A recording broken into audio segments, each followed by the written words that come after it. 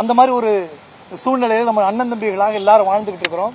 நாங்கள் எந்த ஜாதி மதத்துக்காகவும் இங்கே பேச வரல, எதுக்கும் ஆதரவாகவோ எதிர்வாகவோ பேசுறதுக்காக நாங்கள் இங்கே வரல.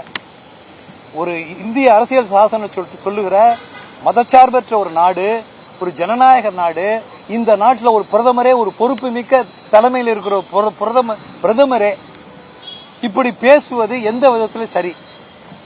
இப்படி மக்களை பிரிக்கிறது, ஒரு சமூகத்தை குற்ற சமூகமா மாத்துறது, இது எந்த விதத்தில் நியாயம்? இது மிக தவறானது. இவரை கைது பண்ணணும். தேர்தல் ஆணையம் உண்மையிலே சரியான ஆணையமாக இருந்தால், இது சாதாரண மனிதன் செஞ்சிருந்தா கைது பண்ணிருப்பீங்களா மாட்டீங்களா? சட்டப்படி நடவடிக்கை எடுத்திருப்பீங்களா மாட்டீங்களா? அப்போ ஒரு பிரதமர், இந்த நாட்டை ஆள்றவர், எல்லாருக்கும் சட்டம் ஒண்ணுதான். நீங்க பிரதமரா இருக்கிறங்கிறதுனால அட்வான்டேஜ் எடுத்துக்க முடியாது. ஆக இந்த தேர்தலில் தோத்து போயிட்டோங்கிற அவங்க முடிவு வந்ததுனால இதுவரைக்கும் பொறுத்து இருந்த பார்த்தவர் இங்க போய் இன்னைக்கு ராஜஸ்தான்ல போய் அந்த பன்சாரா இடத்துல அந்த பேரணியில என்ன வார்த்தைகளை பயன்படுத்தலாம்? ஆக ஒரு கேவலமான, ஒரு அருவருக்கத்தக்க, மக்களுக்கு விரோதமான ஒரு செயலை பிரதமரே செய்திருக்கிறார். இதை கண்டிக்கிற விதமாக இன்னைக்கு எல்லாரும் இந்திய மக்கள் பூரா கொந்தளிச்சிட்டு இருக்கிறாங்க. கண்டிப்பாக நான் நினைச்சிட்டு இருந்த ஒரு 150 சீட்டாவது இவங்க ஜெயிப்பாங்கன்னு நினைச்சேன்.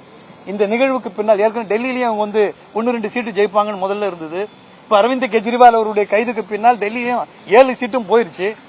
இப்போ அடுத்ததாக இந்தியாவில் யானை தன் தலையில மண்ணள்ளி போட்டுக்கிற மாதிரி இன்னைக்கு அவர்கள் என்ன செய்வதென்ற தெரியாம இது மாதிரியான தரம் தாழ்ந்த வேலைகளில் மக்களை பிளவுபடுத்தவர்கள் இந்தியாவே கலவர பூமியாக மாற்றுகிற வேளையில் இந்த மோடி இறங்கியிருக்கிறார். இவரை கண்டிச்சு இவர் மேல நடவடிக்கை எடுக்கணும்னு சொல்லி நீங்க பல அமைப்புகள், பல கட்சிகள்லாம் இன்னைக்கு முன் வந்திருக்கிறாங்க.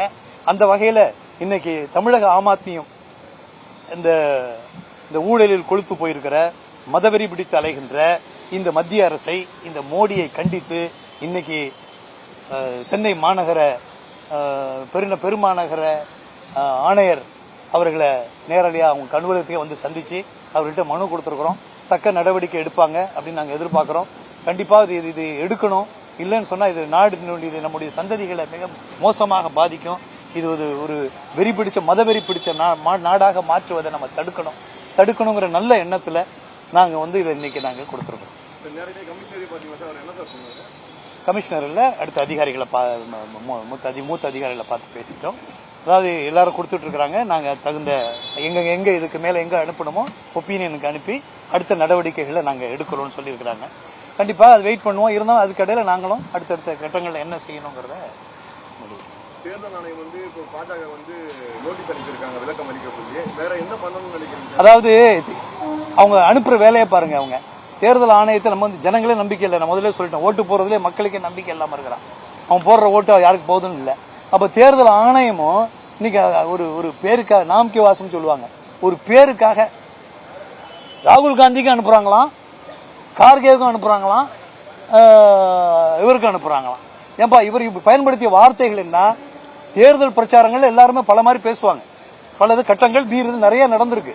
எத்தனையோ அரசியல் கட்சிகள் பல வார்த்தைகள்ல முன்ன பின்ன போயிருக்கு, அது ஒன்றும் தப்பு இல்லை.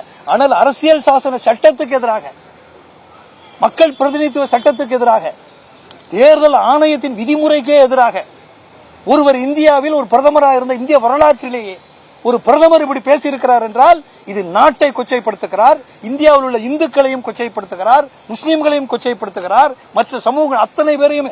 இவர் யாருக்கும் பாதகமாலாம் பண்ணல, இந்திய மக்கள் அத்தனை பேரையுமே கொச்சைப்படுத்தி இருக்கிறார், கேவலப்படுத்தி இருக்கிறார். ஆகையினால் இவர் மேல நடவடிக்கை எடுக்கணுங்கிறத எங்க வேண்டுகோள்.